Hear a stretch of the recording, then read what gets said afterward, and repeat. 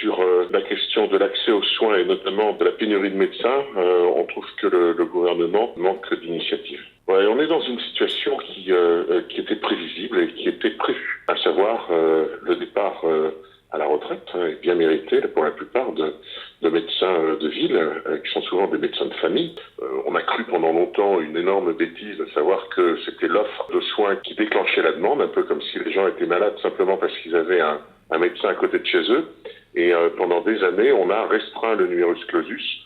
Il faut enfin un président de la République qui est juste un cerveau, qui comprend que ce n'est pas une bonne chose et qu'il faut libérer le numerus clausus. Simplement, il faut 10 à 12 ans avant que de nouveaux médecins arrivent en quantité. On va se retrouver là maintenant avec une pénurie de médecins considérable et des pouvoirs publics qui aujourd'hui essayent de mettre en place des solutions, notamment de redonner du temps médical sur les territoires, donc de libérer le médecin de contingence administrative en lui proposant que l'État finance pour lui des assistants, et ça c'est une bonne chose. Mais pour autant, on ne touche pas à la liberté d'installation, elle est absolument libre, le médecin peut s'installer où il veut pour travailler.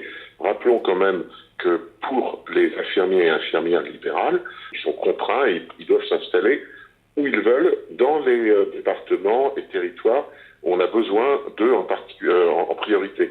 Donc ce qui est vrai pour les infirmiers et infirmières libérales ne l'est pas pour les médecins. Donc à l'arrivée, on se retrouve aujourd'hui avec des déserts médicaux qui ne font qu'empirer et des dispositions pour y remédier qui n'existent pas. Nous payons là au moins 25 ans de non-décision et de manque de courage politique.